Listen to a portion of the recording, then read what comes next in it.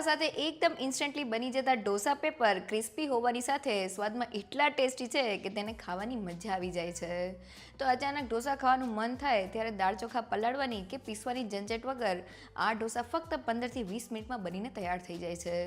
જેમાં ઢોસા પાથરવાની એક એવી ટ્રીક શેર કરીશ કે તમારા ઢોસા એકદમ પતલા પેપર જેવા અને ક્રિસ્પી તૈયાર થશે, જેને ચટણી સાથે એકવાર ચોક્કસથી ટ્રાય કરવા જેવા છે. તો ચાલો રેસીપી શરૂ કરીએ. પરફેક્ટ માપ સાથે ઇન્સ્ટન્ટ ઢોસાનું બેટર બનાવવા ઘરમાં રહેલી કોઈ પણ એક વાટકી સેટ કરી લ્યો. તે વાટકી પ્રમાણે મેં આ રીતનો ઝીણો રવો લીધેલો છે. અહીંયા તમે ઘરમાં રહેલો કોઈ પણ રવો લઈ શકો છો, કારણ કે આપણે તેને ગ્રાઇન્ડ જ કરવાનો છે. વાટકીના માપથી 3 વાટકી જેટલો રવો મિક્સર જારમાં એડ કરી દઈએ. સાથે તે જ વાટકીના માપથી મેં 1 વાટકી જેટલો ચણાનો લોટ લીધેલો છે. તો જેને એકદમ સહેલું માપ 3 ભાગ રવા સાથે આપણે 1 ભાગ જેટલો ચણાનો લોટ લેવાનો છે. હવે તેમાં સ્વાદ પ્રમાણે મીઠું અને ઢોસાનો કલર એકદમ સરસ બ્રાઉન આવે તેના માટે 1 ચમચી ખાંડ એડ કરી દઈએ અને હવે બધી જ વસ્તુને ગ્રાઇન્ડ કરી લઈએ. તો બધી વસ્તુ ગ્રાઇન્ડ થઈને આપણો ઇન્સ્ટન્ટ ઢોસાનો લોટ તૈયાર થઈ ગયો છે. તેને મિક્સિંગ બાઉલમાં કાઢી લઈએ. તો લોટના આ માપથી 10 થી 11 નંગ જેટલા ઢોસા તૈયાર થશે. હવે બેટર બનાવવા માટે મેં આ છાશ લીધેલી છે. તેને થોડી એડ કરતા જઈને શરૂઆતમાં ઢોસા માટેનું થોડું મીડિયમ થીક બેટર બનાવી લઈએ. તો શરૂઆતમાં આપણે ઢોસાનું બેટર થોડું જાડું રાખવાનું છે, જેથી રવો એકદમ સારી રીતે ફૂલી જાય. તો તમે જોઈ શકો છો કે કોઈ પણ જાતના ગાંઠા વગરનું આપણું સ્મૂથ બેટર તૈયાર થઈ ગયું છે. અત્યારે બેટરની કન્સિસ્ટન્સી તમને બતાવું તો તે આ રીતની થોડી જાડી અને ચમચામાંથી રિબનની જેમ પડે તેવી છે. પછી આપણે બેટરમાં પાણી એડ કરીને તેને એડજસ્ટ કરી લેશું. આ રીતનું બેટર તૈયાર કરવામાં મારે 3.5 કપ એટલે કે 3 કપની ઉપર અડધા કપ જેટલી છાશની જરૂર પડેલી છે. તો હવે બેટરને ઢાંકીને ફક્ત 10 મિનિટ માટેનો રેસ્ટ આપી દઈએ. તો રવા સાથે ઢોસા ક્રિસ્પી તૈયાર થાય છે, જ્યારે બેસનને લીધે ઢોસાના બેટરને એક બાઇન્ડિંગ મળે છે. 3 ભાગ રવા સાથે આપણે ફક્ત 1 ભાગ જેટલો ચણાનો લોટ લેવાનો છે. ચણાના લોટનું પ્રમાણ આપણે વધુ પડતું નથી લેવાનું. સાથે મેં અહીંયા રવા અને ચણાના લોટને ગ્રાઇન્ડ કરી લીધેલો છે. રવાનું ટેક્સચર થોડું દાણેદાર હોય છે, એટલે ગ્રાઇન્ડ કરી લેવાથી તે ઢોસાના બેટરમાં એકદમ સારી રીતે ભળી જાય છે. સાથે ઢોસાનું બેટર આપણે છાશ સાથે બનાવેલું છે. છાશની જગ્યાએ તમે 1 કપ જેટલા દહીંનો ઉપયોગ પણ કરી શકો છો. અહીંયા બેટરમાં આપણે રવો એડ કરેલો છે, એટલે શરૂઆતમાં આપણે ઢોસાનું બેટર થોડું થીક રાખવાનું છે, જેથી આપણો રવો એકદમ સારી રીતે ફૂલી જાય. તો આપણું બેટર રેસ્ટ કરે છે ત્યાં સુધી ઢોસા સાથે ખાવાની મજા આવે તેવી ચટણી બનાવી લઈએ. હવે ઢોસા પેપર સાથે ખાવાની મજા આવે તેવી ટેસ્ટી ચટણી બનાવવા માટે મેં 1/4 કપ અને 4 મોટી ચમચી જેટલા સિંગદાણા લીધેલા છે. તો મેં સિંગદાણાને શેકીને તેનો ફોતરાનો ભાગ કાઢી લીધેલો છે. સાથે તેટલા જ પ્રમાણમાં એટલે કે 1/4 કપ અને 4 મોટી ચમચી દાળિયાની દાળ લીધેલી છે. તો ચટણીમાં મેં સિંગદાણા અને દાળિયાની દાળનું માપ સરખું રાખેલું છે. તીખાશ માટે 2 નંગ જેટલા લીલા મરચાના ટુકડા અને ખટાશ તરીકે 1 નંગ જેટલો આમલીનો ટુકડો એડ કરી દઈએ. તમે લીંબુના રસનો ઉપયોગ પણ કરી શકો છો. સ્વાદ પ્રમાણે મીઠું અને અડધા કપ જેટલું પાણી એડ કરીને તેને ગ્રાઇન્ડ કરી લઈએ. તો બધી વસ્તુ ગ્રાઇન્ડ થઈને ચટણીની આ રીતની સ્મૂથ પેસ્ટ તૈયાર થઈ ગઈ છે. તો હવે તેની ઉપર તડકો કરવા માટે વઘારિયામાં 1 મોટી ચમચી જેટલું તેલ એડ કરી દઈએ. તેમાં 1/4 ટીસ્પૂન જેટલા રાઈના દાણા અને 1/4 ટીસ્પૂન જેટલી અડદની દાળ એડ કરીને દાળ સેજ ગોલ્ડન બ્રાઉન થાય ત્યાં સુધી તેને સાતરી લઈએ. તો દાળ સતળાઈ ગઈ છે, તેમાં 2 સૂકા લાલ મરચાં અને થોડા લીમડાના પાન એડ કરીને મિક્સ કરી લઈએ અને ગરમ તડકાને ચટણીમાં એડ કરીને મિક્સ કરી લઈએ. તો કોઈ પણ જાતના કોપરાના ઉપયોગ વગર આપણી એકદમ હોટલ સ્ટાઇલ ચટણી તૈયાર થઈ ગઈ છે. હવે ઢોસાના બેટરને જોઈએ તો રવો એકદમ સારી રીતે ફૂલી ગયો છે, પણ ઢોસા માટે આ બેટર થોડું જાડું છે. તો તેને પતલું કરવા માટે તેમાં પાણી એડ કરીને તેને મિક્સ કરી લઈએ.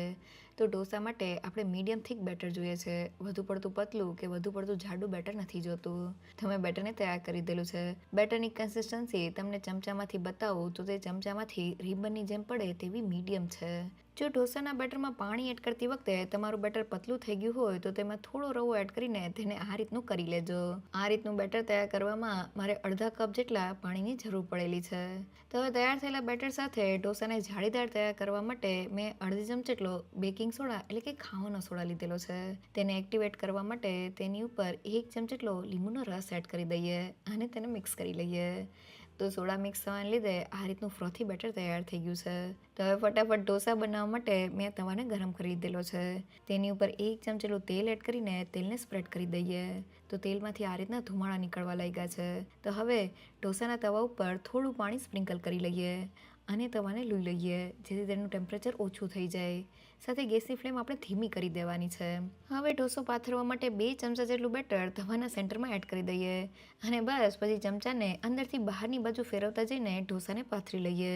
તો ઢોસો પાથરતી વખતે ગેસની ફ્લેમ ધીમી હોવાથી તે એકદમ સારી રીતે પથરાઈ જાય છે. તો ઢોસાની ઉપરની સપાટી ડ્રાય થાય એટલે તેને ક્રિસ્પી કરવા માટે મેં બટર લીધેલું છે, તેને ઢોસા ઉપર ઘસી લઈએ. તો બટરની જગ્યાએ તમે તેલનો ઉપયોગ પણ કરી શકો છો, પણ ઢોસા પેપર બટર સાથે એકદમ સરસ લાગે છે. તો ઢોસા પેપરને આપણે ક્રિસ્પી તૈયાર કરવાનો છે એટલે તેને કૂક કરતી વખતે આપણે ગેસની ફ્લેમ ધીમી રાખવાની છે. તો ઢોસાને કૂક થતાં લગભગ 5 થી 7 મિનિટનો સમય થઈ ગયો છે. તે નીચેની બાજુથી થોડો કૂક થઈને ક્રિસ્પી થઈ ગયો છે. તો હવે આપણે તેને પતલો કરવાનો છે. તો તવીથાને થોડો પાણીવાળો કરી લઈએ અને હવે વધારાના બેટરને કાઢી લઈએ. તો ઢોસા ઉપર રહેલું વધારાનું બેટર નીકળવાથી તે એકદમ પતલો તૈયાર થાય છે. તો મેં વધારાના બેટરને કાઢીને ઢોસાને પતલો કરી દીધેલો છે. ઢોસો થોડો કૂક થાય અને પછી જો આપણે બેટરને કાઢશું તો ઢોસો જરા પણ નહીં ફાટે.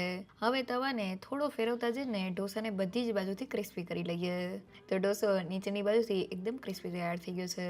હવે તેને ફોલ્ડ કરી લઈએ. તો જોતાં જ ખાવાનું મન થઈ જાય એવા આપણા ક્રિસ્પી ઢોસા પેપર તૈયાર થઈ ગયા છે. એકવાર આ ટ્રીક સાથે તેને જરૂરથી ટ્રાય કરજો. હવે બાળકોનો ફેવરેટ ઇન્સ્ટન્ટ ચીઝ ઢોસો બનાવવા માટે ગરમ તવા ઉપર પાણી એડ કરીને તેના ટેમ્પરેચરને ઓછું કરી દઈએ. તવાને લઈ લઈએ અને ગેસની ફ્લેમ ધીમી કરી દઈએ. 2 ચમચા જેટલું ઢોસાનું બેટર તવાના સેન્ટરમાં એડ કરી દઈએ અને બસ પછી ચમચાને અંદરથી બહારની બાજુ ફેરવતા જઈને ઢોસાને પાથરી લઈએ. તો ગેસની ફ્લેમ ધીમી હોવાથી ઢોસો એકદમ સારી રીતે પથરાઈ જાય છે. તો ઢોસાની ઉપરની સપાટી ડ્રાય થાય એટલે તેની ઉપર થોડું બટર ઘસી લઈએ અને ઢોસાને થોડો ક્રિસ્પી કરી લઈએ. તો ઢોસો થોડો કૂક થઈ ગયો છે. હવે તેની ઉપર થોડી ઝીણી સુધારેલી ડુંગળી, થોડા ઝીણા સુધારેલા કેપ્સિકમના ટુકડા અને હવે આપણે તેની ઉપર એક સ્પેશિયલ મસાલો એડ કરવાનો છે. તો બાઉલમાં 1 ચમચી જેટલું કાશ્મીરી લાલ મરચું પાવડર, 1 ચમચી જેટલો ચાટ મસાલા પાવડર અને અડધી ચમચી જેટલો સંચળ પાવડર એડ કરી દઈએ. બધા જ મસાલાને મિક્સ કરી લઈએ અને તૈયાર થયેલા ચટપટા મસાલાને ઢોસા ઉપર સ્પ્રિંકલ કરી લઈએ અને હવે તેની ઉપર થોડું ચીઝ ખમણી લઈએ. તો ચીઝ સાથે આ ઢોસો સ્વાદમાં બહુ જ ટેસ્ટી લાગે છે અને તમે જોઈ શકો છો કે તવો ગરમ હોવાથી ચીઝ એકદમ ફટાફટ મેલ્ટ થઈ ગયું છે. તો હવે ઢોસાને ફોલ્ડ કરી લઈએ. તો આપણે એકદમ ટેસ્ટી ચીઝ ઢોસો તૈયાર થઈ ગયો છે. એકવાર જરૂરથી ટ્રાય કરજો. તો ફક્ત 15 થી 20 મિનિટમાં આપણા હોટલ જેવા ઢોસા પેપર બનીને તૈયાર થઈ ગયા છે. તે સ્વાદમાં એટલા ટેસ્ટી બન્યા છે કે તેને એકવાર ચોક્કસથી ટ્રાય કરવા જેવા છે. ઢોસા પેપર બનાવતી વખતે બસ તમારે અમુક વાતનું ધ્યાન રાખવાનું છે. પહેલી એ કે ઢોસાના બેટરમાં 3 ભાગ રવા સાથે ફક્ત 1 ભાગ જેટલો ચણાનો લોટ લેવાનો છે. રવાને લીધે ઢોસા ક્રિસ્પી તૈયાર થાય છે, જ્યારે બેસનને લીધે બેટરને એક બાઇન્ડિંગ મળે છે. સાથે ઢોસાના બેટરની કન્સિસ્ટન્સી તમારે મીડિયમ થીક અને ચમચામાંથી રિબનની જેમ પડે તેવી રાખવાની છે. અને ઢોસો પાથરતી વખતે ગેસની ફ્લેમ ધીમી કરીને ઢોસાને પાથરી લેવાનો છે. ઢોસો બસ થોડો કૂક થઈ જાય એટલે વધારાના બેટરને જો આપણે કાઢી લેશું તો ઢોસો એકદમ પતલો પેપર જેવો તૈયાર થશે. જો તમને મારી આજની રેસીપી ગમી હોય તો મને કમેન્ટ સેક્શનમાં જરૂરથી કહેજો. સાથે મારા વિડીયોને લાઇક અને ફ્રેન્ડ્સ અને ફેમિલીમાં શેર કરજો અને મારી ચેનલને સબસ્ક્રાઈબ કરવાનું ના ભૂલશો.